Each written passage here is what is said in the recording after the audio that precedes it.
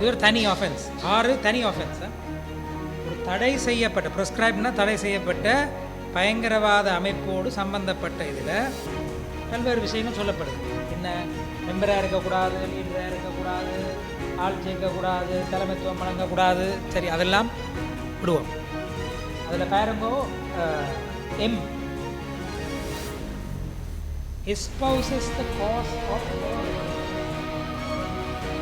அந்த அமைப்பினுடைய நோக்கங்களை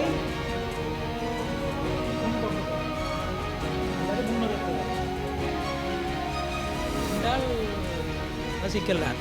அந்த அமைப்பு சுயநிர்ணயம் கேட்டுச்சுன்னா நானும் சுயநிர்ணயம் கேட்குறேன். அப்போ நான் am I espousing the cause of or represents? Yes.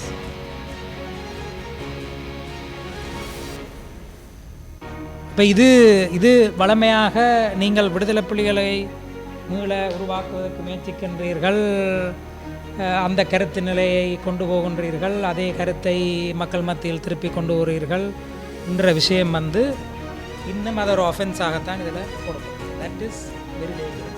எஸ்பவுசஸ் the cause. ஆனால் பயங்கரவாதம் தொடர்பாக ஒரு சட்டம் இருக்க வேண்டும் என்றாலும் அந்த சட்டம் என்ற வகையில் இது பொருத்தப்பாடானதான்றது ரெண்டாவது விடை. இந்த ரெண்டையும் அப்போ இதில் சில நல்ல விஷயங்கள் இருக்குன்னு சொல்லிக்க அது என்னுடைய அபிப்பிராயமாக நீங்கள் எடுக்கக்கூடாது. என்னென்று இந்த சட்டம் வரலாம். ஸ்டார்டிங் பாயிண்ட் என்ன, இந்த ரிப்பீல் போதும், ரிப்ளேஸ் தேவையில்லை. இது தொடர்பாக யாழ்ப்பாண சட்டத்திறனிகள் சங்கமும் பொது கருத்துக்களை ஆரம்பத்தில் சட்டத்தை உருவாக்க முதல் கோரைக்க நாங்கள் ஏகமனதாக யாழ்ப்பாண சட்டத்திறனிகள் சங்கத்தால் உடைய தலைவர்களோடு இருக்கிறார். ஏகமனதாக நாங்கள் தீர்மானித்து மினிஸ்ட்ரி ஆஃப் ஜஸ்டிஸுக்கு அனுப்பினாங்கள். There is no need to replace, repealing is enough. தனியாக சட்டத்தை நீக்கினால் போதுமானது, ரிப்ளேஸ் பண்ண தேவையில்லை. இந்த கருத்து 2015-19 காலப்பகுதியில் செயற்பட்ட அரசாங்கம் கவுண்டர் டெரரிசம் பில்லை கொன்றைக்கையும் முன்னிலைப்படுத்தப்பட்டது. இங்கே இருந்தும் பல குரல்கள் அதை சொன்ன, தென்னிலங்கையிலேருந்தும் பல குரல்கள் சொன்னன. ஒரு அரசு தானே தற்கொலை செய்துண்டில்லை தானே, வேறு யாருக்காவது வன்முறையை பாவிக்கிறதுக்கான அதிகாரத்தை வழங்கினால் அரசு தற்கொலை செய்வதாக தான் கருத வேண்டும். அப்போ ப்ரொபகேட்டிங் வாரை அவை நிச்சயமாக தடுக்கிறன்ற விஷயத்தை செய்யணும். மிச்சம் violating territorial integrity and infringing the sovereignty of Sri Lanka. இதில் எனக்குள்ள பிரச்சனை சவரனிட்டி தொடர்பாக மிகவும் இறுக்கமான ஏற்பாடுகள் எங்களோட கான்ஸ்டியூஷனில் இருக்குது.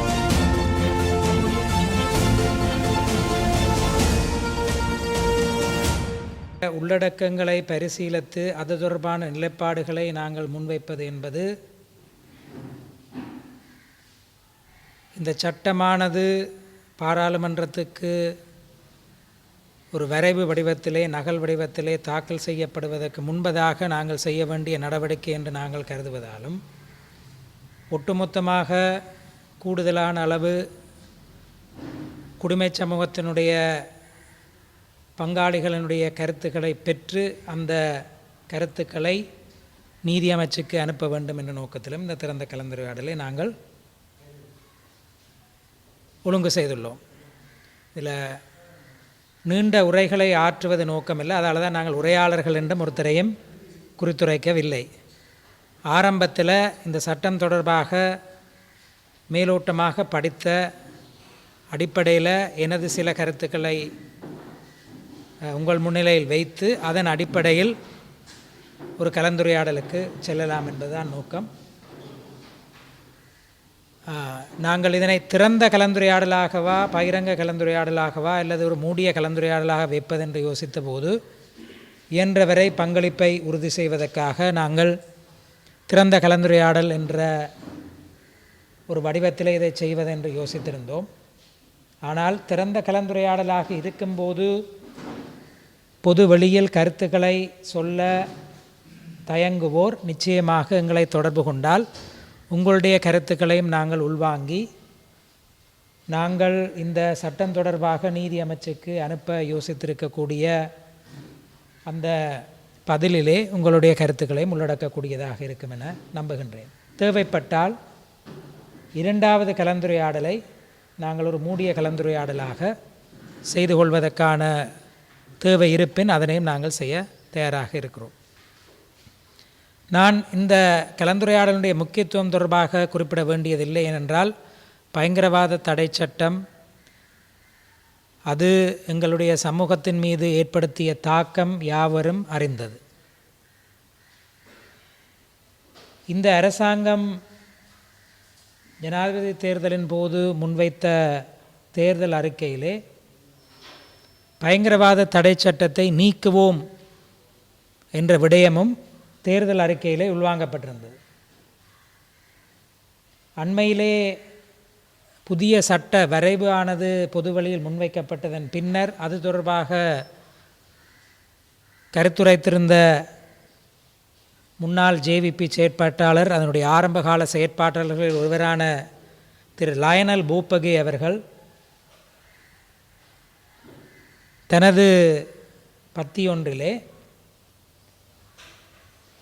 இந்த அரசாங்கத்தினுடைய ஆங்கில வடிவிலான தேர்தல் விஞ்ஞாபனத்திலே அது உள்ளடக்கப்பட்டிருக்கிறது என்றும், சிங்கள வடிவிலான சிங்கள மொழியில் வந்திருந்த தேர்தல் விஞ்ஞாபனத்திலே அது உள்ளடக்கப்படவில்லை என்ற கருத்தையும் தெரிவித்திருந்தார்.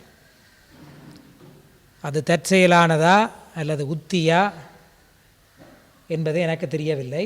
ஆனால் நாங்கள் ஆங்கிலத்திலும் தமிழிலும் தான் வாசிக்கக்கூடியவர்கள் என்ற அடிப்படையிலே ஆங்கில மொழி மூலமான முன்வைக்கப்பட்ட தேர்தல் விஞ்ஞாபனத்திலே அந்த விடயம் சொல்லப்பட்டிருக்கு. உங்களுக்கு தெரியும், யுத்தம் நிறைவடைந்ததன் பின்னராக பயங்கரவாத தடை சட்டம் நீக்கப்பட வேண்டும் என்ற கருத்துக்கள் பரவலாக முன்வைக்கப்பட்டு 2015 ஆட்சிக்கு வந்த அரசாங்கத்தினால் புதிய வரைவு ஒன்று கவுண்டர் டெரரிசம் பில் என்ற பெயரிலே முன்வைக்கப்பட்டது. அது உயர்நீதிமன்றத்திலே சவாலுக்கு உட்படுத்தப்பட்டு அதனை அந்த அரசாங்கம் அதன் பின்னர் முன்கொண்டு செல்லவில்லை. பயங்கரவாத தடை சட்டம் 1979 தற்காலிக சட்டமாக நிறைவேற்றப்பட்டு பின்னர் நிரந்தரமான சட்டமாக உருவாக்கியதன் பின்னர் அதற்கு செய்யப்பட்ட திருத்தம் 2022 வந்தது. 2022 வந்த சட்டம் பிணை வழங்குதல் தொடர்பாக பல்வேறு விடயங்கள் அதில் இருக்கின்றன. குறிப்பாக பிணை வழங்கல் தொடர்பாக சில ஏற்பாடுகளை முன்வைத்திருந்தது. அதன் பின்னராக தற்போது இந்த அரசாங்கம் பதவிக்கு வந்ததன் பின்னராக நீதி அமைச்சினால் ஒரு குழு ஒன்று நியமிக்கப்பட்டு அந்த நீதி அமைச்சினுடைய குழுவினால் 11/11/2025 3 மொழிகளிலும் மொத்தமாக 60 பக்கத்திலே இந்த சட்ட வரைவு முன்வைக்கப்பட்டிருக்கிறது.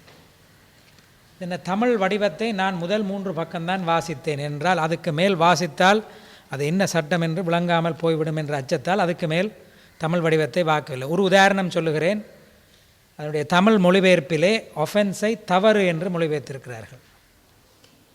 தவறு என்பதன் ஆங்கில வடிவம் மிஸ்டேக், ஒஃபென்ஸ் என்பது குற்றம் என்று வர வேண்டும். ஆகவே நான் இதில் என்ன இருக்கின்றது என்றே படிக்கின்ற பொழுது ஆங்கில வடிவத்தை பிரதானமாக வாசித்து நான் என்னை அறிவூட்ட முயற்சித்திருக்கிறேன்.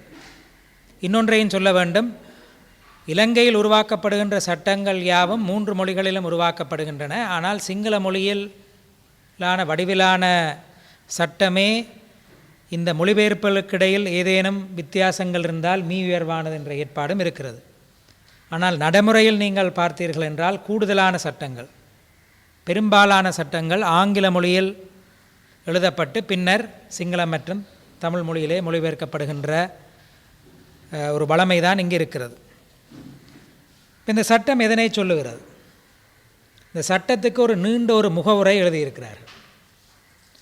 அந்த முகவுரையினுடைய இதை வெறுமனே விமர்சன நோக்கில் மட்டும்தான் பார்க்க வேண்டும் என்பது என்னுடைய நோக்கம் அல்ல. இதில் உள்ள சில முன்னேற்றகரமான விடயங்களையும் நான் சொல்லுவேன். ஆனால் இதிலே முதலாவதாக அவை இந்த முகவுரை பந்தி பிரியாம்பிள் என்று ஆங்கிலத்திலே கூறுவார்கள். அதிலே சொல்லப்பட்டுள்ள விடயத்தை பார்க்கின்ற பொழுது அந்த பிரியாம்பிள் கூடுதலாக இந்த சட்டத்தினுடைய நோக்கம் என்ன, இந்த சட்டத்தை கொண்டு வருவதற்கான நோக்கம் என்ன என்பதனை சொல்லும். முகவுரையினுடைய முதலாம் பந்தியே சற்று ஏமாற்றத்தை அளிக்கக்கூடிய ஒரு பந்தியாக இருக்கிறது. Whereas the government of Sri Lanka considers the safeguarding of national security to be of paramount importance for the purpose of securing due recognition and respect for the rights and freedom of the people of Sri Lanka. இலங்கை மக்களுடைய உரிமைகளை உறுதிப்படுத்துவதற்கு மிக முக்கியமான விடயம் தேசிய பாதுகாப்பு. இதான் இந்த முகவரை பற்றி சொல்கிறது. அப்போ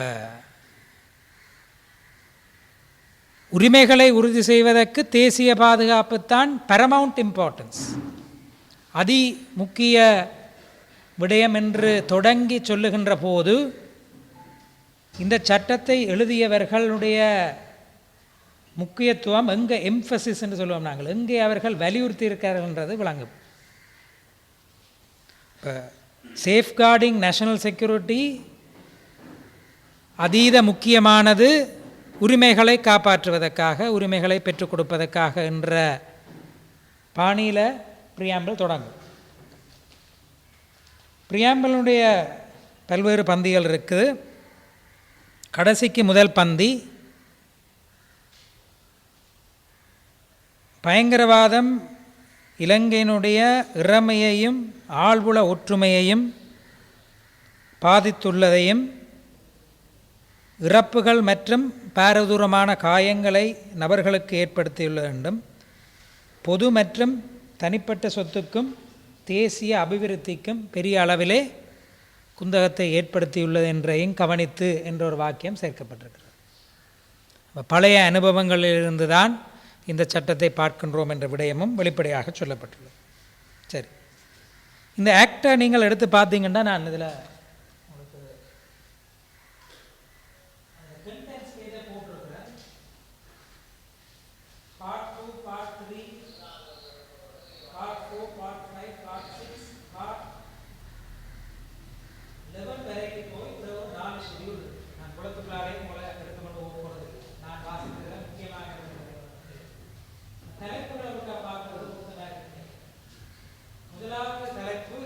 முக்கியமானது என்ன விதமான குற்றங்கள் உருவாக்கப்பட்டுள்ளன, எதனை குற்றமாக வரவேற்கிறது, பயங்கரவாதம் என்ற குற்றம் அதனுடைய உள்ளடக்கம் என்ன.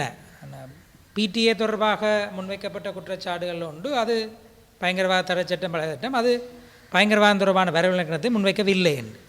இப்போ இங்கே ஒரு முயற்சி ஒன்று இடம்பெற்றுள்ளது, அதனை வரவிலக்கணப்படுத்துவதற்கு. நான் சொல்லணும், சர்வதேச சட்டத்தில் பயங்கரவாதம் இன்னும் வரவிலக்கப்படுத்தப்படாமல் இருக்க, ஏனென்றால் பயங்கரவாதத்தினுடைய வரவிலக்கணம் என்ன என்பது தொடர்பாக ஐநால உறுப்புரிமை பெற்றிருக்கக்கூடிய நாடுகள் மத்தியில் இன்னும் கருத்தொற்றுமை இல்லை.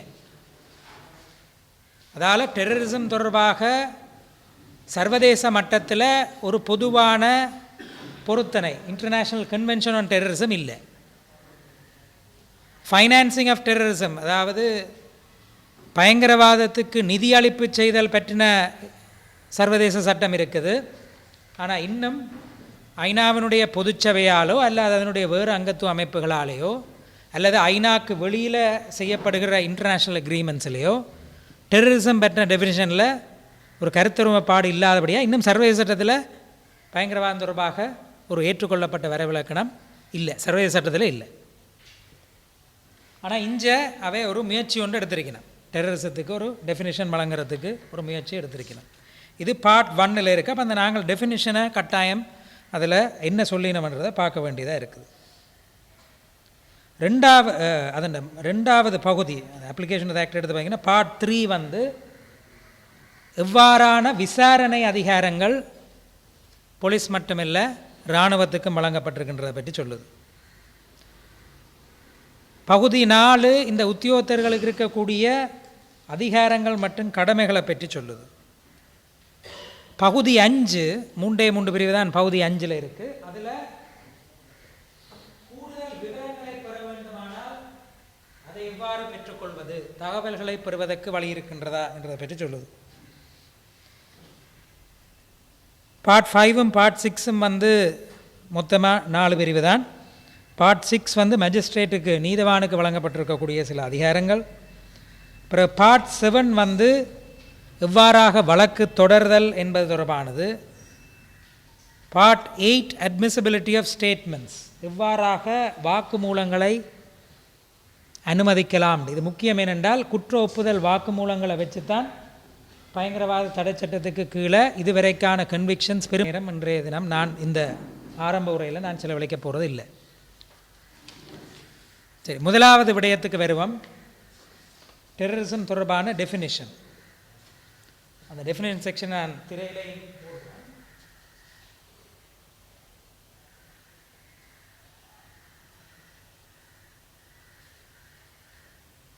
கனப்படுத்துது. நான் இதை தொடங்க முதல் என்னுடைய நிலைப்பாடு என்னன்றதையும் சொல்லிட்டு வாங்க. என்னை பொறுத்த வரைக்கும் பயங்கரவாத தடை சட்டம் என்பது சட்ட புத்தகங்களிலிருந்து நீக்கப்பட்டால் மட்டும் போதுமானது. ஆங்கிலத்தில் ரிப்பீல் என்று சொல்லுவோம். அதற்கு பதிலீடான ரிப்ளேஸ் பண்ணுகின்ற சட்டம் ஒன்று அவசியம் இல்லை என்பது என்னுடைய. சாதாரண குற்றவியல் நடவடிக்கை முறை சட்டம், Code of Criminal Procedure, Penal Code தண்டனை சட்டம் போன்றவற்றுக்குள் உள்ளடக்கப்பட முடியாதவையை புதிதாக ஒரு சட்டத்தை உருவாக்கி கையாள வேண்டிய அவசியம் இல்லை என்பது என்னுடைய நிலைப்பாடு. அப்போ அந்த ஆரம்ப நிலைப்பாட்டில் இருந்து தான் நான் இந்த சட்டத்தை பார்க்குறேன். அதே நேரம் சட்டத்தை தன்னளவில் பார்த்து அதில் உள்ள சரிவிலையும் சொல்லணும், பேசணும் நாங்கள் நான் நினைக்கிறேன். ஸ்டார்டிங் பாயிண்ட், ஆரம்ப புள்ளி, புதிய சட்டம் அவசியமில்லை, பழைய சட்டத்தை நீக்கிவிட்டு விட்டாலே போதுமானது. போருக்கு பின்னரான சூழலில் குறிப்பாக பயங்கரவாதம் என்ற தலைப்பில் சட்டம் அணுக வேண்டிய விடயங்கள் அவசியமற்றவை என்றது என்னுடைய கருத்து. ஆனால் பயங்கரவாதம் தொடர்பாக ஒரு சட்டம் இருக்க வேண்டும் என்றாலும் அந்த சட்டம் என்ற வகையில் இது பொருத்தப்பாடானதான்றது ரெண்டாவது விடயம். இந்த ரெண்டையும் அப்போ இதில் சில நல்ல விஷயங்கள் இருக்குன்னு சொல்லிக்க அது என்னுடைய அபிப்பிராயமாக நீங்கள் எடுக்கக்கூடாது. என்னண்டு இந்த சட்டம் வரலாம். ஸ்டார்டிங் பாயிண்ட் என்ன, இந்த ரிப்பீல் போதும், ரிப்ளேஸ் தேவையில்லை. இது தொடர்பாக யாழ்ப்பாண சட்டத்திறனிகள் சங்கமும் பொது கருத்துக்களை ஆரம்பத்தில் சட்டத்தை உருவாக்க முதல் கோரைக்க நாங்கள் ஏகமனதாக யாழ்ப்பாண சட்டத்திறனிகள் சங்கத்தால் உடைய தலைவர்களோடு இருக்கிறார், ஏகமனதாக நாங்கள் தீர்மானித்து மினிஸ்ட்ரி ஆஃப் ஜஸ்டிஸுக்கு அனுப்பினாங்க. There is no need to replace, repealing is enough.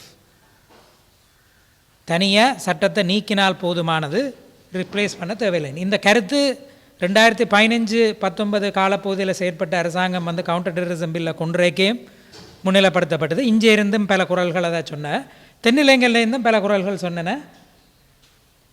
Replace தேவையில், ரிப்பீல் மட்டும் போதும். சரி, நாங்கள் திருப்பி இந்த ஆஃபென்ஸுக்கு மட்டும் வருவோம்.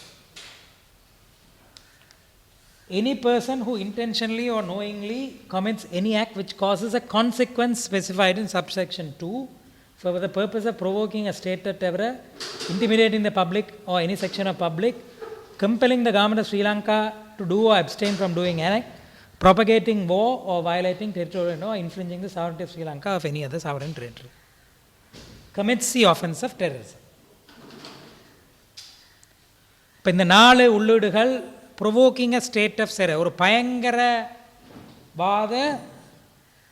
சூழல் ஒன்றை தூண்டி விடுதல். ரெண்டாவது again provoking a state of terror என்றது உதாரணமாக தமிழருக்கு சுயநிர்ணய உரிமை வேண்டும் என்று நான் சொன்னேன்றால் அது ப்ரொவோக்கிங் அ ஸ்டேட் ஆஃப் டெரரா பாப்போம், அதுக்கு வருவோம். சரிதான்.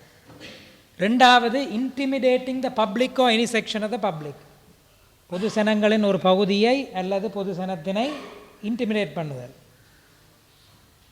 சாதாரண தமிழ் மொழி வெறுட்டுறது. இன்டிமிடேஷன் என்றால் என்ன, அதுக்கும் சட்டத்துக்குள்ளே வரையறை இருக்குது, அதுக்கும் வருவோம். ஏதேனும் காரியத்தை அரசாங்கம் செய்யுமாறு அழுத்தம் கொடுப்பது அல்ல செய்ய வேண்டாம் என அழுத்தம் கொடுப்பது. எனக்கு இது வேறு இடங்கள்லையும் இருக்குது, பீனல் கோட்லேயும் தண்டனை சட்டத்திலையும் இருக்குது. எனக்கு இந்த வேர்டிங்கில் பெரிய பிரச்சனை இருக்குது. இந்த வேர்டிங்கில் இந்த சீலை மட்டுமே ஜனநாயக ரீதியாக நாங்கள் அரசாங்கங்களை தெரிவு செய்தால் அது இன்ன மாதிரியாக செயற்படணும் அல்லது செயற்படக்கூடாது என்று அழுத்தம் கொடுக்கறது ஒரு ஜனநாயக உரிமை. அது மிக அடிப்படையான ஜனநாயக உரிமை. அதுக்கு நாங்கள் வன்முறையை பாவிக்கலான்னு சொல்லியிருந்தால் அது வேறு விஷயம். ஆனால் compelling the government of Sri Lanka or any other government or internet to do or abstain from doing any act, நான் அரசாங்கத்தை சொல்கிறேன் பயங்கரவாத தடை சட்டத்தை நீக்கின்ற அழுத்தத்தை கொடுக்குறேன், ரோட்டில் ஆக்களை திரட்டி போராட்டம் நடத்துகிறேன் என்றால் is that compelling? Right? Propagating war, போருக்கான தூண்டுதல், போருக்கான அறைகூவல் விடுத்தல், அல்லது இந்த நாட்டினுடைய ஆள்புல ஒற்றுமை அல்லது இறமையை பாதிக்கும் விதத்தில் செயற்படுதல். இப்போ யுத்தத்தை நாங்கள் சொல்லுவோம், பொலிட்டிக்கல் சயின்ஸில் நான் அரசியல் விஞ்ஞானம் மிக குறைவாக தான் படித்தேன், நான் கூடுதலாக படித்த ஆக்கள் இதில் இருக்கிறீங்கள். ஆனால் நவீன அரசினுடைய வரைவிலக்கணம் அது வன்முறையின் தனி உடைமையாக இருத்தல் என்று சொல்லுவினோம். வன்முறையை தனி உடைமையாக கொண்டு செயற்படுதல், மொனோபொலி ஆஃப் வயலன்ஸ். ஸ்டேட்டின் definition it holds monopoly of violence. State அல்லாது, ஸ்டேட்டினுடைய அங்கீகாரம் அல்லாது யாரும் வன்முறையை பாவிக்கலான்றது தான் அதன் அர்த்தம். ஆகவே புதிய ஸ்டேட்டை உருவாக்கொண்டா என்ன செய்யணும்? அந்த தன்னுடைமையை உடைச்சு வாங்கணும். இப்போ அதுக்கு என்ன வழிமுறை? ஆயுத போராட்டம் தான் வழிமுறை. That's a logical consequence. அப்போ எந்த ஸ்டேட்டும் தன்னிட்ட இருக்கக்கூடிய வன்முறை தொடர்பான தனி உடைமையை வேறு யாரும் அந்த ஸ்டேட்டுக்கு உட்பட்டு பிரயோகிக்கிறதுக்கு விடாது. இப்போ ப்ரொபகேட்டிங் வாரை எல்லா கண்ட்ரீஸும் பேன் பண்ணும். அதை நான் டிஸ்பியூட் பண்ண போகிறது இல்லை. அது சரியா, அரசியல் அறம் சார்ந்து சரியான்றது வேறு. என்றால் யாரோ சொல்லுவேன், நம்ம யூஎனை முந்தி சொல்கிறவ, the UN is not a suicide club of states. ஒரு அரசு தானே தற்கொலை செய்து இல்லை தானே, வேறு யாருக்காவது வன்முறையை பாவிக்கிறதுக்கான அதிகாரத்தை வழங்கினால் அரசு தற்கொலை செய்வதாக தான் கருத வேண்டும். அப்போ ப்ரொபகேட்டிங் வாரை அவ நிச்சயமாக தடுக்கிறன்ற விஷயத்தை செய்யணும். மிச்சம் violating territorial integrity and infringing the sovereignty of Sri Lanka. இதில் எனக்குள்ள பிரச்சனை சவரனிட்டி தொடர்பாக மிகவும் இறுக்கமான ஏற்பாடுகள் எங்களோட கான்ஸ்டியூஷனில் இருக்குது.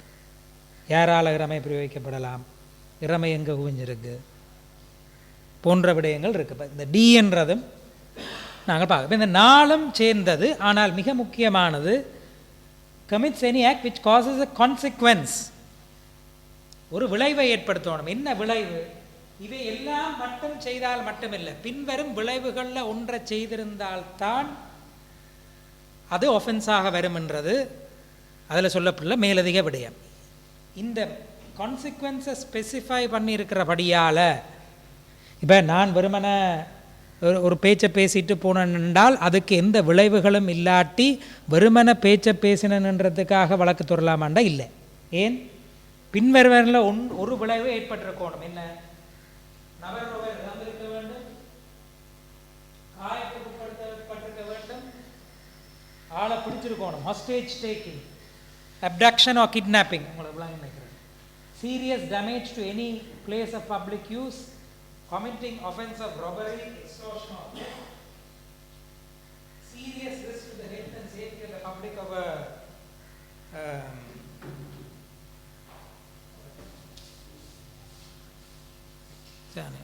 இடியும் கொண்டு கேட்காய், serious obstruction or damage or interference in any electronic, analog, digital, இதுவும் அதே மாதிரி தான். ரைட்?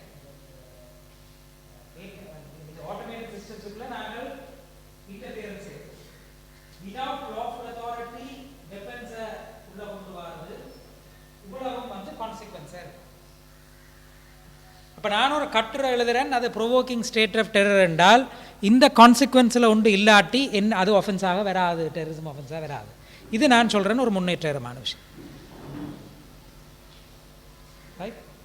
ஒஃபென்ஸை தனியாக என்ன செய்தம்ன்றதை பார்க்காமல் அதன் விளைவுகளையும் பார்த்துத்தான் இது பயங்கரவாதமாக வருமா இல்லையா என நிர்ணயிக்கப்படும் என்றது தட் இஸ் வெல்கம். இது நான் திருப்பியும் சப்ஜெக்ட் டு நான் ஏற்கனவே சொல்கிறேன், புதிய சட்டம் தேவையில்லை, நீக்கினாலே போதும். ஆனால் ஒரு ஒஃபென்ஸை நீங்கள் ஃப்ரேம் பண்ணிக்க கான்சிக்வன்ஸை பற்றி கதைக்காமல் வெறுமன அதன் உள்ளடக்கத்தை மட்டும் பேசாமல் கான்சிக்வன்ஸும் சேர்ந்து இருந்தால் தான். என்றால் இதில் முக்கியம் என்னன்னா, திருப்பி 3:1 நீங்கள் பார்த்தீங்கன்னா which causes a consequence referred to in subsection 2. அந்த அந்த அந்த அந்த விடயமும் சேர்ந்து வருகின்ற போதுதான், அதாவது என்ன, என்னுடைய செயற்பாடால் ஒரு இறப்பு நடந்திருக்கணும், அல்லது காயம் ஏற்பட்டிருக்கணும், அல்லது சமய வழிபாட்டிடத்துக்கு ஒரு ஒரு ஒரு சேதம் ஏற்பட்டிருக்கணும், பப்ளிக் ப்ராப்பர்ட்டிக்கோ ப்ரைவேட் ப்ராப்பர்ட்டிக்கோ டேமேஜ் ஏற்படுத்தியிருக்கணும், ஒரு சைபர் கிரைம் மாதிரியான அளவில் செய்திருக்கணும், நான் ஒரு ஆயுதத்தை சட்டமுறையற்ற வகையில் வாங்கியிருக்கணும். இந்த விளைவுகளில் ஒன்று மேற்கூறிய A to Dயோட சேர்த்து வருகின்ற போது தான் அது ஆஃபன்ஸ் ஆகும்.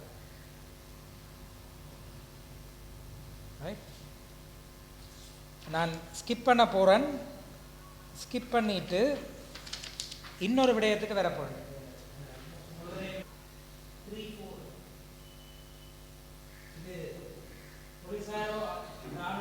விளங்கிக் கொள்ளுமா போதுமான அளவுன்னு தெரியாது இந்த சட்டம் வந்தால், ஆனால் இருக்குது விரிவு.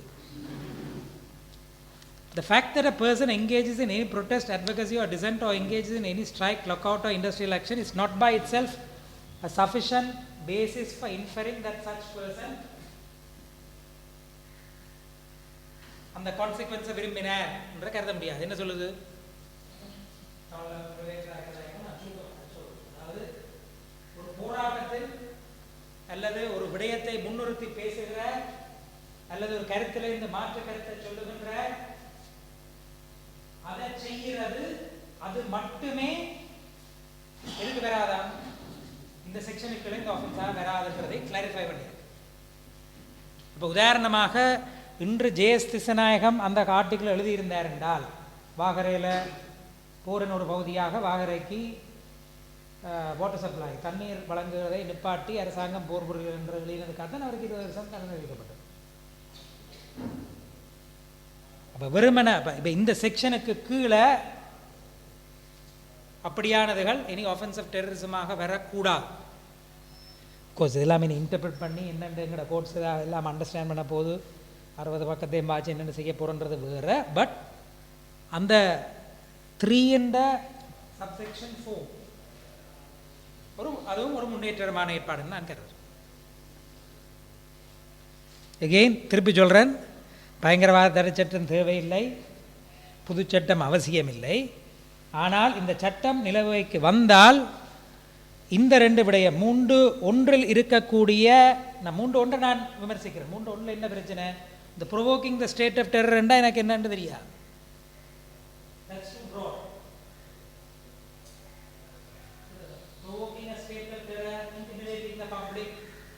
இதெல்லாம் இன்னத்தையும் அதுக்கு கீழே கொண்டுடலாம்.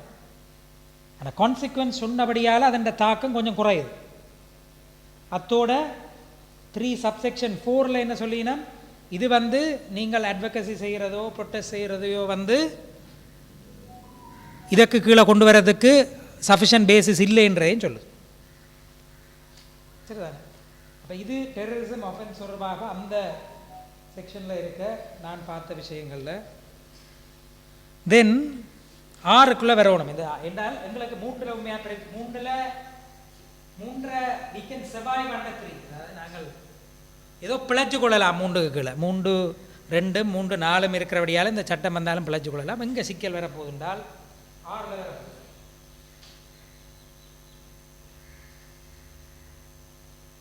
ஆஃபென்சஸ் இது ஒரு தனி ஆஃபென்ஸ். 6 தனி ஆஃபென்ஸா? ஒரு தடை செய்யப்பட்ட ப்ரிஸ்கிரைப்னா தடை செய்யப்பட்ட பயங்கரவாத அமைப்போடு சம்பந்தப்பட்ட இதில் பல்வேறு விஷயங்கள் சொல்லப்படுது. என்ன? மெம்பராக இருக்கக்கூடாது, லீடராக இருக்கக்கூடாது, ஆள் சேர்க்கக்கூடாது, தலைமைத்துவம் வழங்கக்கூடாது. சரி, அதெல்லாம் விடுவோம். அதில் பாருங்கோ, M espouses the cause of or represents, அந்த அமைப்பினுடைய நோக்கங்களை முன்கொண்டு செல்லும் அல்லது முன்னிறுத்துதல் என்றால் சிக்கல். அந்த அமைப்பு சுயநிர்ணயம் கேட்டுச்சுன்னா நானும் சுயநிர்ணயம் கேட்குறேன். நான் அப்போ நான் am I espousing the cause of or represents? Yes.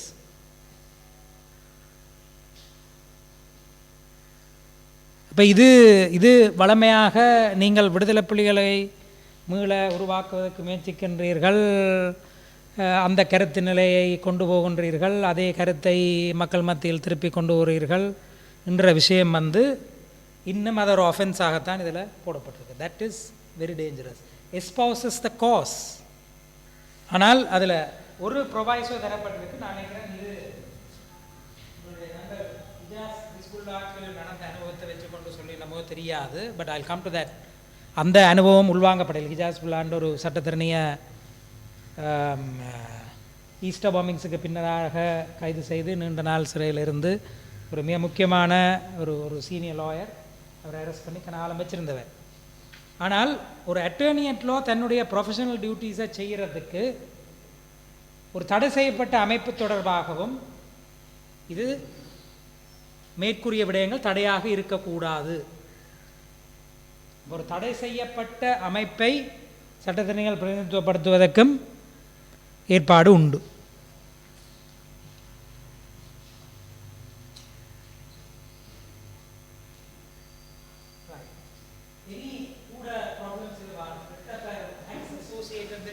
இதெல்லாம் பிரச்சனை. supplies in any person who harbors, conceals or in any other manner wrongfully prevents, hinders or interferes with the identification, arrest. ஒரு பயங்கரவாதியை வீட்டில் வைத்திருத்தல், தெரிந்து கொண்டும் தகவல் வழங்காமல் இருத்தல், அவர் பயங்கரவாத செயற்பாட்டில் ஈடுபட போகிறார்னு தெரிஞ்சால் அதை சொல்லாமல் வச்சிருக்கிறது, இது எல்லாமே ஆஃபென்ஸ் ஆக்கப்பட்டிருக்கு. இந்த மாதிரியான விடயங்கள் ப்ராடாக இன்டர்பிரட் பண்ணுறதுக்கான மாதிரியில் இதில் எழுதி வைக்கப்பட்டிருக்கிறது. 9வது என்கரேஜ்மெண்ட் ஆஃப் டெரரிசம், பயங்கரவாதத்தை ஊக்குவித்தல்.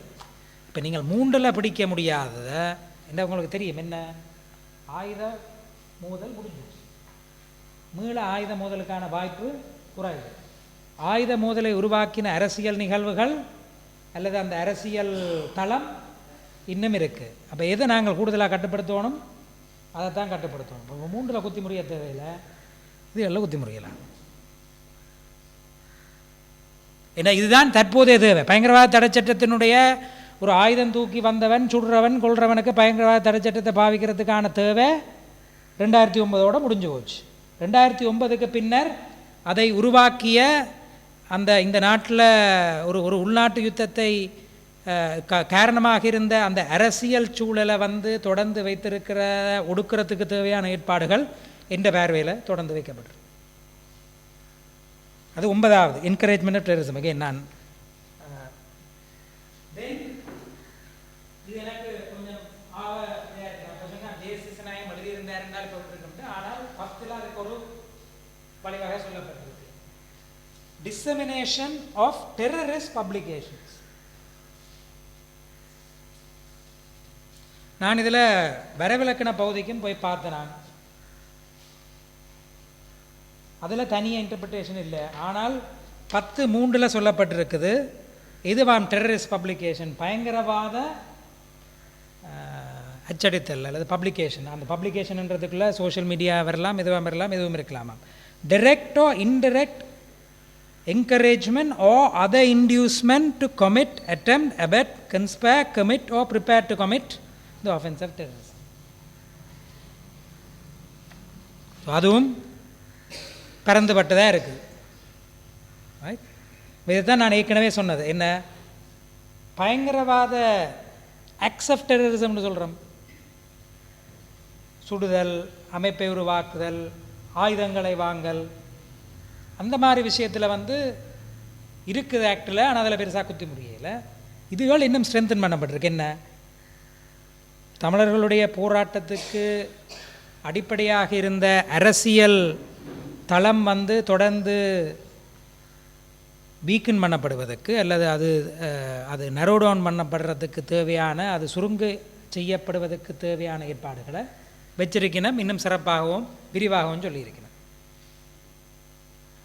11ல் எதெல்லாம் வரும், ரைட்டிங்காக இருக்கலாம், விஷுவல் ரெப்ரசன்டேஷனாக இருக்கலாம், பிரிண்ட் மீடியா இருக்கலாம், இன்டர்நெட்டாக இருக்கலாம், எலக்ட்ரானிக் மீடியாவாக இருக்கலாம், public notice dissemination, Facebook post, Twitter, TikTok எல்லாம் வரும். ரைட். நான் இந்த training for terrorism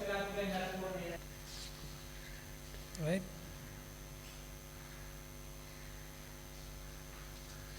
investigation powers போலீஸுக்கு வழங்கப்பட்டிருக்கு. 20ல்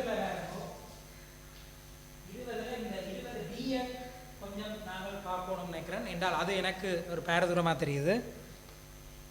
ரீசனபிள் சஸ்பிஷன் இருந்தாலும், வேறு இந்த குற்றத்தை செய்வார் போன்ற ஒரு ரீசனபிள் சஸ்பிஷன் இருந்தாலும் ஒரு போலீஸ் ஆஃபீஸர் போய் அல்லது member of arm forces coast guard officer, தனியாக போலீஸ் மட்டும் இல்லை, என்ன செய்யலாமா, எந்த ஒரு ஆவணத்தையும் ஆர்டிக்கிளையும் தன்னுடைய ஆர்டிக்கிள்ன்றது இந்த இடத்துல கட்டுரை பொருள் கஸ்டடிக்குள்ளே எடுக்கக்கூடிய. அப்போ நான் பயங்கரவாத குற்றம் ஒன்றை புரிகின்றேன் என்பதற்கான ரீசனபிள் சஸ்பிஷன் இருந்தால் இந்த வீட்டுக்குள்ளே வந்து இந்த லேப்டாப் எடுத்து கொண்டு போகலாம் போலீஸ் ஆஃபீஸர். இதுக்கு ப்ராயர் பெர்மிஷன் மேஜிஸ்ட்ரேட் கூட தேவை. மேஜிஸ்ட்ரேட் பெர்மிஷன் வாங்குறது இருக்குது, ஆனால் பெர்மிஷன் வாங்க தேவை. எடுத்தா பிறகு போய் மேஜிஸ்ட்ரேட்டுக்கு ரிப்போர்ட் பண்ணி ஃபர்தராக வச்சிருக்கிறேன்டா ஆர்டர் எடுக்கணும். ஆரம்பத்தில் எடுக்கிறதுக்கு தேவையில்லைன்றதும் இதில் இருக்குது. ரைட், நான் நோட்டிஃபிகேஷன் ஆஃப் அரெஸ்ட் தொடர்பாக சில முன்னேற்றகரமானது இருக்குது. உடனடியாக அறிவிக்கணும், 24 மணி நேரத்துக்குள்ள அறிவிக்கணும் போன்ற விஷயங்கள் அதில் சேர்க்கப்பட்டிருக்குது. ஒருவரை பிடித்து கொண்டு வந்தால் மேஜிஸ்ட்ரேட் உடனடியாக அவரை மெடிக்கல் எக்ஸாமினேஷனுக்கு ஆர்டர் பண்ணணும். ரிமாண்ட் பீரியடுக்கு வருவோம். இது எங்களுக்கு தெரியும், எங்களுக்கு பழைய சட்டத்தில் இருந்த கரிசனைகளும் உண்டு. 1 வருஷம்ன்றது தொடர்ந்து இப்போ வைக்கப்பட்டிருக்கு. செக்ஷன் 28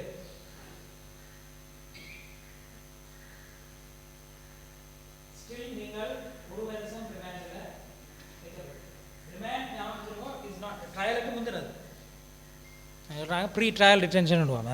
வழக்கு ஒன்று உங்களுக்கு தாக்கல் செய்யப்படுவதற்கு முன்பதாக இவ்வளவு காலம் நீங்கள் வச்சிருக்கலாம்ன்றது. இது இப்போ இருக்கிற சட்டத்துக்கும் இதுக்கும் ஒரு வித்தியாசமும் இல்லை. இப்போவும் 1 வருஷத்தில் பெயிலுக்கு அப்ளை பண்ணி கோர்ட் பெயிலில் பெயில் எடுக்கலாம். இந்த ஏற்பாடு அப்படியே வைக்கப்பட்டிருக்கு. டிடென்ஷன் ஆர்டர் டிஓ, இதுவும் எங்களுக்கு தெரியும், கடந்த கால அனுபவத்தில் பிரச்சனைக்குரியது, அதுவும் இருக்குது. இப்போ யார் செய்யலாமாம், ஒரு டிஐஜி செய்யணுமா. Any officer not below the rank of DIG apply பண்ணி எடுக்கலாம் டிடென்ஷன் ஆர்டர். டிடென்ஷன் ஆர்டரை பின்னர் நீட்டிப்பதாக இருந்தால் தொடர்ந்து போட்டுக்கொண்டிருக்கலாம். ஒரு கட்டத்துக்கு பிறகு மேஜிஸ்ட்ரேட் அதை கேள்விக்குட்படுத்தலாம் என்று சொல்லப்பட்டிருக்கு. இந்த எக்ஸாக்ட் ப்ரொஃபஷனையும் சொல்கிறேன். அவருடைய இன்ஸ்பெக்ஷனுக்கு வழங்கணும் என்று என்றால் அவரை கேள்விக்குட்படுத்த முடியாது, அவருடைய பார்வைக்கு வைக்கணும். Where a detention order under this section has been issued at a time where the relevant produced before a magistrate, a certified copy of the detention order வழங்கப்பட வேண்டும். அப்போ இன்னும் மேஜிஸ்ட்ரேட் கோர்ட்டில் போய் இந்த டிடென்ஷன் ஆர்டரை போட்டது சரியா பிள்ளையான்னு கேட்க முடியாது, நீதிவானுக்கு அந்த அதிகாரம் இல்லை. 2 மாதத்துக்கு ஒருக்காக நாங்கள் ஏற்கனவே சொன்ன மாதிரி 12 மாதம் வரைக்கும் தொடர்ந்து டிடென்ஷன் ஆர்டர் போடுறதுக்கான ஏற்பாடு அதில் இருக்குது. சில மேலதிக விடயங்கள் இருக்குது, எனக்கு இதில் பெரிய நம்பிக்கை இல்லை. உதாரணமாக மேஜிஸ்ட்ரேட் போய் சிறையில் பார்க்கலாம், ஆக்களை வடிவாக வச்சுருக்கிறீங்களோ உண்டு. ஹியூமன் ரைட்ஸ் கமிஷன் போய் பார்க்கணும்ன்றது இருக்குது. மேஜிஸ்ட்ரேட்டில் இருக்கக்கூடிய நம்பிக்கை கூட ஹியூமன் ரைட்ஸ் கமிஷனில் நாங்கள் வைக்க முடியாது. அவை பார்த்தாலும் உண்டு, பார்க்காட்டாலும் உண்டு, பார்த்து ஏதாவது சொன்னாலும் உண்டு, சொல்லாட்டாலும் உண்டுன்றதான் இந்த நாட்டில் ஹியூமன் ரைட்ஸ் கமிஷனுடைய நிலைமை. 2 மாதத்துக்கு மேலே டிடென்ஷனில் வைக்கிறது என்றால் அப்ரூவல் ஆஃப் த மேஜிஸ்ட்ரேட் தேவை என்று சொல்லப்பட்டிருக்கு. 29(1) கீழே வாங்கினால் மேஜிஸ்ட்ரேட்டுக்கு கூட வழங்கணும்ன்றது இருக்குது. ரைட், தென் பார்ட் 4க்கு போவோம். Officer, any member of arm force or coast guard officer. இப்போ இன்னும் நீங்கள் தாண்டி வந்துட்டீங்கள் 2009 என்றால் இந்த அதிகாரத்தை நீங்கள் போலீஸோடு மட்டுப்படுத்தீர்கள். இராணுவத்துக்கு தொடர்ந்து போலீஸ் அதிகாரங்களை வழங்குறீங்க. நான் ஏற்கனவே சொன்னான், இந்த சர்ச் அண்ட் ஸ்டாப் வந்து ஆர்ம்ட் ஆஃபீஸரும் செய்யலாம், ஆர்மியும் செய்யலாம். தொடர்ந்து போலீஸ் இராணுவமயப்பட்டிருக்கிறதும் இராணுவத்துக்கு ஒரு இடம் வழங்கப்பட்டிருக்கிறதும் தொடர்ந்து இந்த சட்டத்தில் சட்டபூர்வமாக்கப்படுது.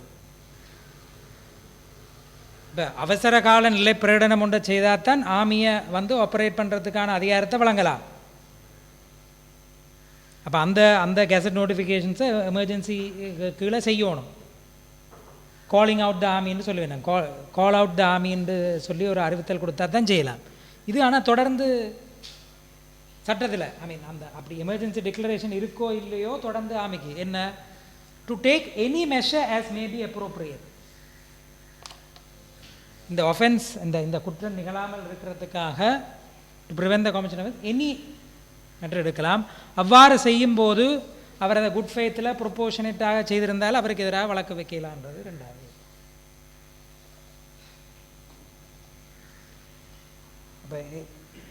இதெல்லாம் முன்னர் பிரச்சனைக்குரிய விடயங்களாக இருந்தன, சட்டத்தால் வெளிப்படையாக சொல்லப்படாத இப்போ சட்டமாக ஆக்கப்படும்.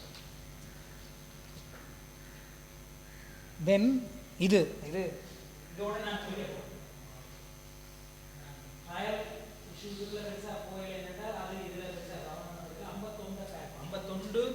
நாங்கள் நிச்சயமாக மிக கவனமாக இருக்க வேண்டியது.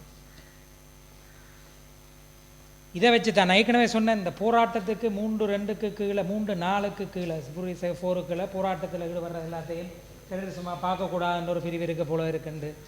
ஆனால் 51 என்ன சொல்லப்பட்டிருக்கு, information has been receive by a police officer. Police clear and present danger இருந்தால் என்ன செய்யலாமாம், எந்த ஆப்ஜெக்டையும் ரிமூவ் பண்ணலாம், வெஹிக்கிளை ரிமூவ் பண்ணலாம், ஷிப் ஏர்க்ராஃப்ட் பாருங்க not to congregate at any particular location, ஒரு இடத்தில் கூட வேண்டாம் என்ற அறிவுறுத்தலை போலீஸ் வழங்க.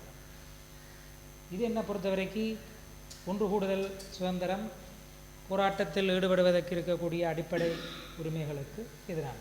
ஒரு இடத்துல கூடினால் இந்த டெரரிசம் என்ற விஷயம் ஆஃபென்ஸ் கமிட் பண்ணக்கூடும் அடிப்படையில் ஒரு போலீஸ் ஆஃபீஸர் இந்த இன்ஸ்ட்ரக்ஷனை கொடுத்து நிப்பாட்டலாம். இந்த செக்ஷன் எனக்கு தெரிஞ்சு அடிப்படை உரிமைகள் சட்டத்தோடு பார்க்க முற்று முழுதும். அடுத்ததையும் பாருங்க, not to hold a particular meeting. இந்த மீட்டிங் ஒரு கமிஷன் ஆஃப் ஆஃபென்ஸ் நடக்கும்னா இந்த மீட்டிங்கையும் ஒரு போலீஸ் ஆஃபீஸர் ஒரு நோட்டிஃபிகேஷனோட தடுக்கலாம்ன்றதுக்கு இந்த அதிகாரம் ஏன் போலீஸுக்குன்னு எனக்கு தெரியலை. ஏன் இந்த மேல் அதிகாரம் ஏற்கனவே போலீஸ் ஆர்டினன்ஸில் அதுக்கு இருக்குது. போலீஸ் ஆர்டினன்ஸில் ஒரு போராட்டத்தின் நடக்க போது அல்லது ஊர்வலம் நடக்கும்போது வன்முறை வெடிக்க போது இருந்தால் பிரிவு 52 நினைக்கிறேன் 52 கீழே அவைக்கு நடவடிக்கை எடுக்கிறதுக்கு ஏற்கனவே அதிகாரங்கள் வழங்கப்பட்டிருக்கு. அதுக்கு மேலதிகமாக ஒரு கூட்டத்தை நடத்த வேண்டாம்னு முன்கூட்டியே நிப்பாட்டுவதற்கு போலீஸுக்கு ஏன் அதிகாரங்கள் இந்த சட்டத்தோடு வழங்கப்படுறது. 51 வெரி வெரி ப்ராப்ளமேட்டிக், மிகவும் பிரச்சனைக்குரிய ஒரு செக்ஷனாக இருக்கிறது.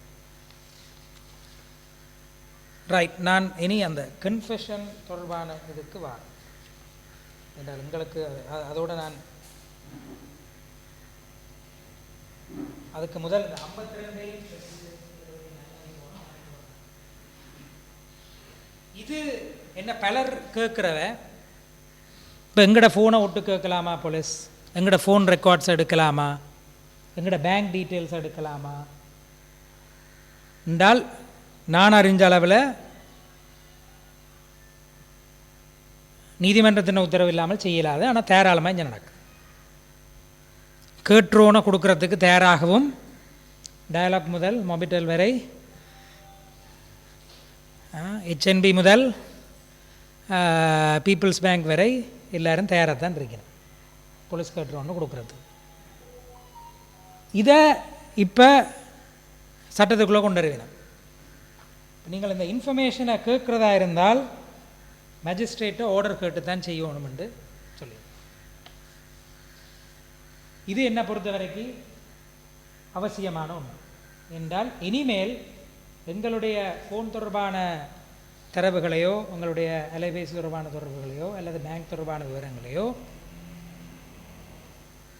அல்லது பேங்க்கோ எங்களோட மொபைல் கம்பெனியோ எங்களுடைய கோர்ட் ஆர்டர் இல்லாமல் கொடுக்குமா இருந்தால் நாங்கள் அந்த பேங்க் மற்றும் மொபைல் கம்பெனிக்கு எதிராக அந்த செல்லுலர் கம்பெனிக்கு எதிராக நடவடிக்கை எடுக்கக்கூடியதாக இருக்கணும். அவை கேட்கணும், போலீஸ் வந்தால் கேட்கணும், கோர்ட் ஆர்டரை கொண்டாங்க தருவோம். ரைட், இனி நான் அந்த கன்ஃபெஷனை பற்றி சொன்ன பகுதிக்கு வாரன். அது செக்ஷன் 60. அதோடு நான் முடிக்க போகிறேன். இது அதுக்காக நான் இதில் சொல்லாததெல்லாம் மிக முக்கியம் இல்லைன்னு 60 மேஜிஸ்ட்ரேட்டுக்கு அவ்வாறான ஸ்டேட்மெண்ட்டை ரெக்கார்ட் பண்ணுறதுக்கான அவசியம். இப்போ முன்னர் ஏஎஸ்பி தராதரத்துக்கு குறையாத ஒருவர் முன்னராக வழங்கப்படக்கூடிய குற்ற ஒப்புதல் வாக்குமூலங்கள் ஏற்றுக்கொள்ளப்படும் என்றால் இப்போ அது மேஜிஸ்ட்ரேட்டுக்கு முன்னால் கொடுக்கப்பட்டிருக்கின்றது. என்னை பொறுத்த வரைக்கும் அது முன்னேற்றகரமானது. ஆனால் இன்னுமே என்னை பொறுத்த வரைக்கும் குற்ற ஒப்புதல் வாக்குமூலங்கள் தொடர்பாக தற்போது கிரிமினல் ப்ரொசீஜர் கோடில் இருக்கக்கூடிய ஏற்பாடுகள் போதுமானவென்றது என்ன? கன்ஃபெஷன்ஸ் பை டிசைன், குற்ற ஒப்புதல் வாக்குமூலங்கள் எங்களுடைய நாட்டினுடைய சாதாரண சட்டத்தில் cannot be used, பாவிக்கப்பட முடியாது. அந்த இடத்துல சட்டம் இருக்கணும். இந்த ஏற்பாடு கன்ஃபெஷனை மேஜிஸ்ட்ரேட்டுக்கு முன்னால் கொடுத்தா தான் அது செல்லுபடின்ற அளவுக்கு கொண்டாந்து விட்டிருந்தாலும் குற்ற ஒப்புதல் வாக்குமூலங்கள் இன்அட்மிசிபிள் என்ற ஜென்ரல் ரூல், அது அனுமதிக்கப்பட முடியாதவை என்ற ஜென்ரல் ரூல் என்ன உங்களுக்கு தெரியும். அதே நான் எங்கே சொல்கிறேன்னு உங்களுக்கு தெரியும். அதாவது வற்புறுத்தி பெற்றுக்கொள்ளக்கூடியதாக இருக்கும். இப்போ இவை தான் இந்த சட்டத்தினுடைய ஏற்பாடுகள். இதில் கர்ஃப்யூ ஆர்டர் போடுறதுக்கு, ரெஸ்ட்ரிக்ஷன் ஆர்டர்ஸ் போடுறதுக்கு, அவசர காலநிலை சட்டத்துக்கு கீழே பொதுவாக இருக்கக்கூடிய அதிகாரங்கள் எல்லாமே வழங்கப்பட்டிருக்கு. அதெல்லாம் மிகவும் பார்லிமெண்ட்டில் ஒரு டிக்ளரேஷன் ஆஃப் எமர்ஜென்சியை செய்துட்டு பார்லிமெண்ட்டில் அப்ரூவல் எடுத்தால் தான் அதை எக்ஸ்டெண்ட் பண்ணலாம் என்ற பாதுகாப்புகள் நீக்கப்பட்டு இந்த சட்டத்துக்கு கீழே ஒரு நிரந்தர அவசர காலநிலையை உருவாக்குற மாதிரி தான் எனக்கு அந்த மாதிரியான பிரிவுகள் தென்படுது. என்றால் அவசர கால நிலை அல்லாத சந்தர்ப்பங்களில் அப்படியான அதிகாரங்களை போலீஸுக்கும் இராணுவத்துக்கும் இனியோருக்கும் வழங்குறதுன்றது முற்றுமுழுதாக பிழையானது. இப்போ சுருக்கமாக சொல்கிறதா இருந்தால், முதலாவது விடயம், பயங்கரவாத தடை சட்டத்தை நீக்கினால் மாத்திரம் போதுமானது. பயங்கரவாத தடை சட்டத்துக்கு பதிலீடாக புதிய சட்டம் அவசியமில்லை. இரண்டாவது, தற்போது நிலவுகையில் இருக்கக்கூடிய தண்டனை சட்ட கோவையும் குற்றவியல் நடவடிக்கை முறை கோவையும் போருக்கு பின்னரான சூழ்நிலைகளை கையாளுவதற்கு கடந்த 15-16 வருட காலத்தில் போதுமானவை என்பதை அரசாங்கத்துக்கே தெரிந்திருக்க வேண்டும். மூன்றாவது, விளைவுகள் உள்ளடக்கித்தான் ஒரு பயங்கரவாத நடவடிக்கை பயங்கரவாதமா என பார்க்கப்பட வேண்டும் என்ற விடயம் முன்னேற்றகரமாக இருந்தாலும், பயங்கரவாதம் தொடர்பில் மிகவும் ப்ராடான பரந்துபட்ட அளவிலான ஒரு வரைவிலக்கணம் முன்வைக்கப்பட்டிருக்கிறதும், குறிப்பாக இன்வெஸ்டிகேஷன்ஸ் ஆஃபீஸர்ஸுக்கு இன்னும் பரந்துபட்ட அதிகாரங்கள் வழங்கப்பட்டிருக்கிறதும், அவசர காலநிலை ஒன்றுக்கு கீழே வழங்கப்பட்டிருக்க வேண்டிய அதிகாரங்கள் இன்னும் ஒரு சட்டத்தினூடாக நிரந்தரமாக ஒரு வழங்கப்பட்டிருக்கக்கூடிய சூழலும்,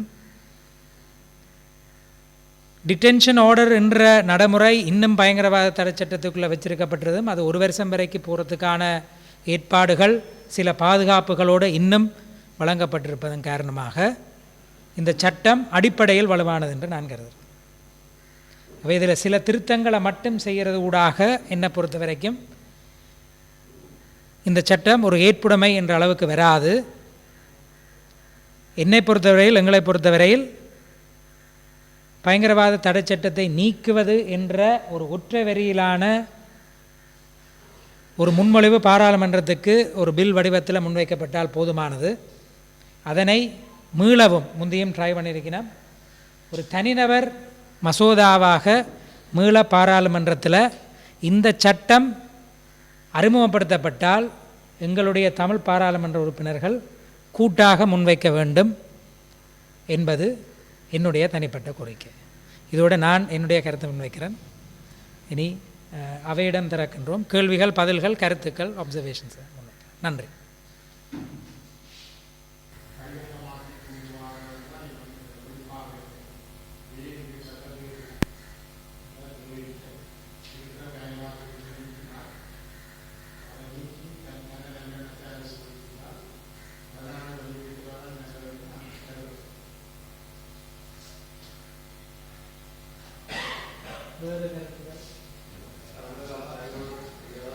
கொஞ்சம் கதை கேட்க எல்லாரும் கேட்குற மாதிரி மைக் நாங்கள் வச்சுருக்கேன்.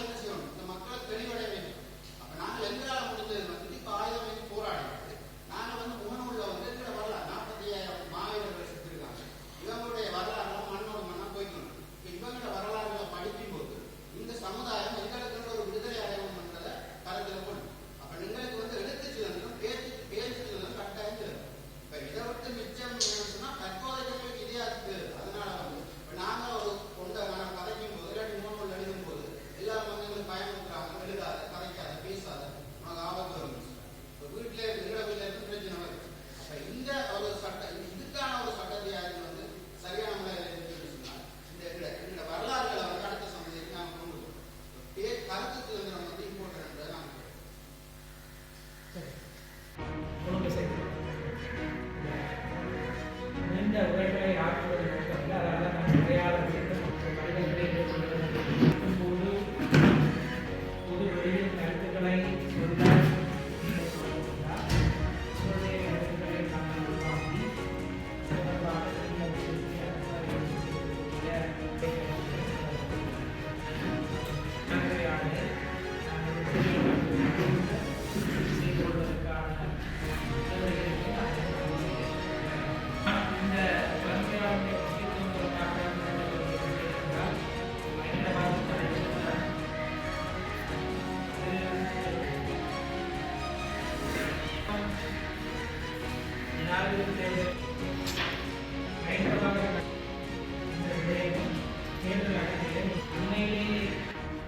புதிய சட்ட நடைமுறையினர் அற்புதமாக முன்னாள் செய்திக்கு செய்யப்பட்டால் லயனல் பூபதி அவர்கள்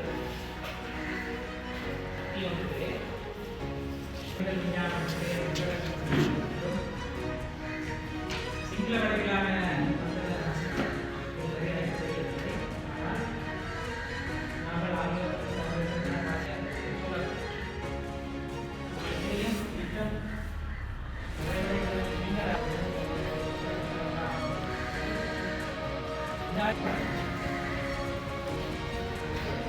safeguarding national security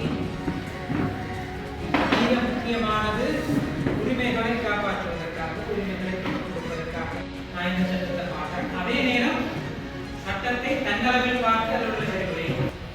பழைய சட்டத்தை நீக்கிவிட்டு இருக்க வேண்டும் என்றாலும் இதுல சில நல்ல விஷயங்கள் இருக்குன்னு சொல்லிக்க அதை எப்படி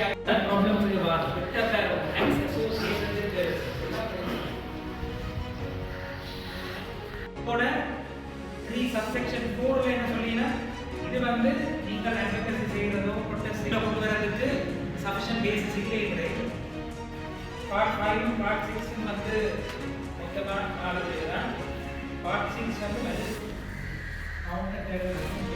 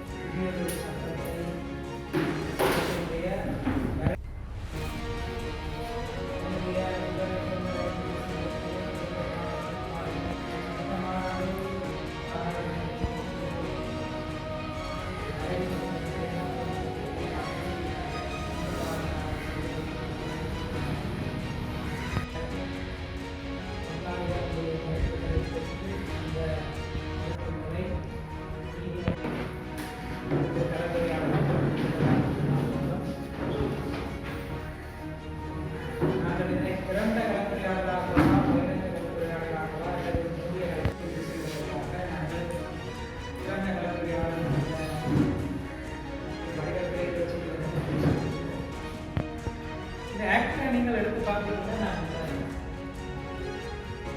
பார்ட் 4 பார்ட் 5 பார்ட் 6 பார்ட் 11 வரைக்கும் போய் பிறகு 4 ஷெட்யூல் விளக்குகளாலையும் கூட அதனுடைய உள்ளடக்கம் என்ன பிடிஏ தொடர்பாக வந்து அது பயங்கரவாத தடுப்பு வழக்கம். அது பயங்கரவாதம் இன்னும் வரவிலக்கப்படுத்தப்படாமல் இருக்கிறது என்றால் பயங்கரவாதத்தினுடைய வரவிலக்கம்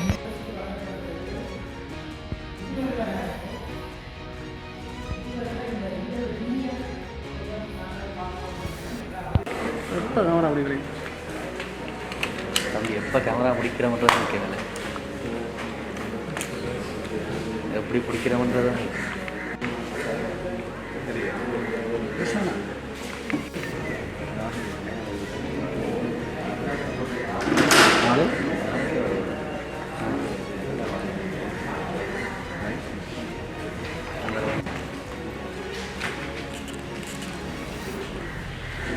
தேவை.